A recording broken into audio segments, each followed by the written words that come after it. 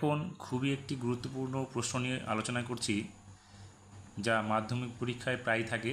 তার প্রশ্নমান হচ্ছে 2। প্রশ্নটিতে বলেছে, ও কেন্দ্রীয় বৃত্তের 10 সেমি ও 24 সেমি দৈর্ঘ্যের দুটি জ্যা এ বি ও সিডি কেন্দ্রের বিপরীত পার্শ্বে অবস্থিত।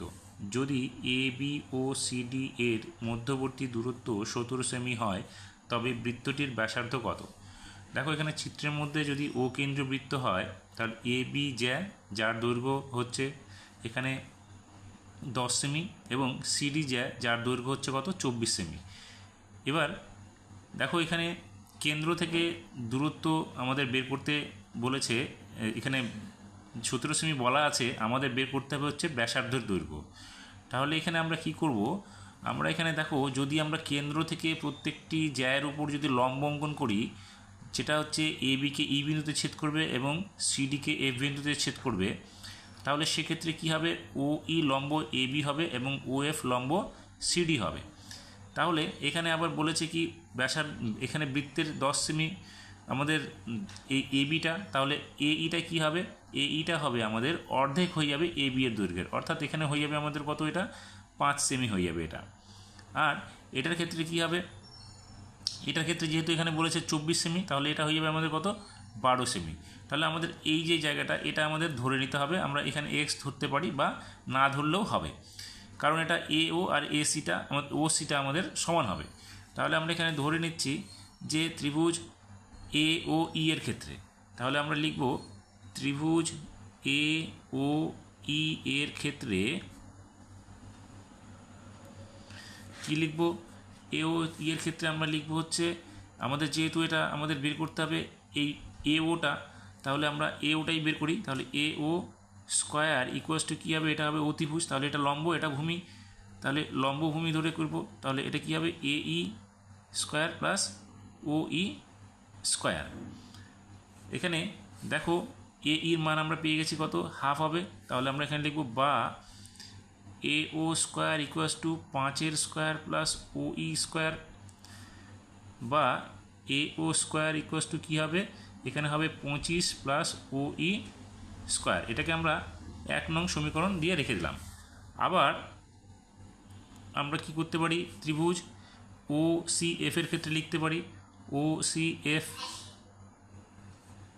ত্রিভুজ ও সি এফ এর ক্ষেত্রে লিখতে পারি কি?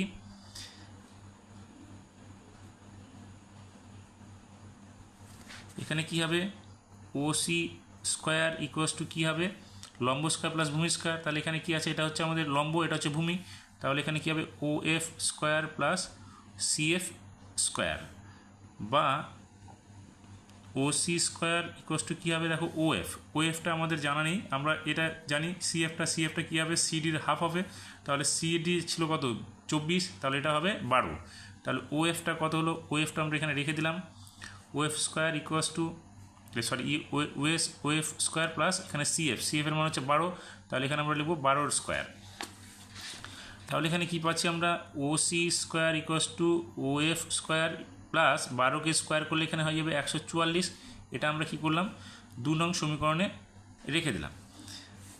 এখানে দেখো, এ ও আমরা এখানে 2 নং সমীকরণ না রেখে আমরা এখানে লিখলাম এ ও মানে আমরা রুট ওভার করে দিলাম এখানে 25 প্লাস ও ই স্কোয়ার। এটাকে আমরা করছি 1 নং সমীকরণ। আর এখানে আমরা করছি কি? ও সিটাকে করছি, তাহলে এখানে রুট ওভার কী হবে? ও এফ স্কোয়ার প্লাস 144, এটাকে আমরা 2 নং সমীকরণ করে রাখলাম। এখন দেখো, এ ও এবং ও সি দুটোই সমান হবে, কারণ এ ও এবং ও সি হচ্ছে একই বৃত্তের ব্যাসার্ধ। সেক্ষেত্রে আমরা লিখতে পারি 1 ও 2 নং সমীকরণ থেকে এ ও এবং ও সি এর মান তুলনা করে পাই।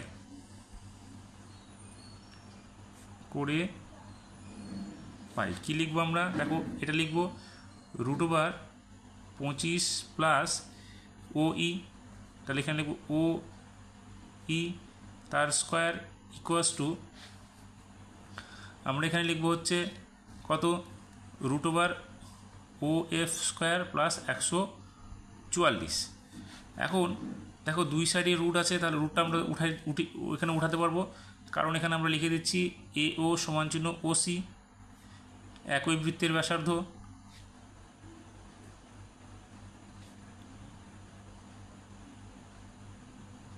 তাহলে পরের লাইনে আমরা কী করবো, রুটটা উঠে গেলে এখানে 25 plus O E square equals to O F square plus 144, বা 25 plus O E square equals to, দেখো ও এফটা কি, ও এফটা হচ্ছে এখানে টোটালটা কি ইএফ হচ্ছে আমাদের কত 17 সেমি। তাহলে এখানে আমরা ও এফটা মান কি লিখবো, 17 মাইনাস ও ই লিখতে পারি আমরা।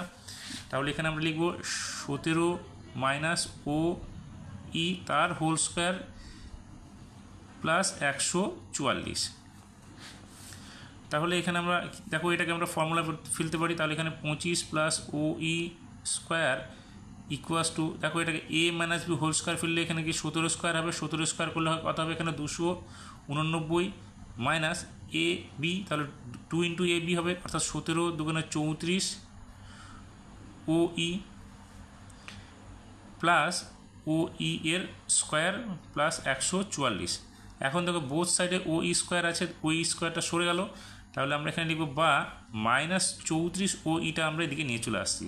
তাহলে এখানে 34 ও ইটা আমরা এখানে মনে হবে 340, তাহলে আমরা এখানে কি করে দিচ্ছি, ও ই না লিখে এখানে আমরা ইও করে দিচ্ছি, তাহলে বুঝতে সুবিধা হবে। ও ইও, তাহলে 34 ইও ইকুয়াস টু কী হবে, দেখো 289 প্লাস 144, আর এদিকে 25টা মাইনাস হয়ে গেল এখানে 25।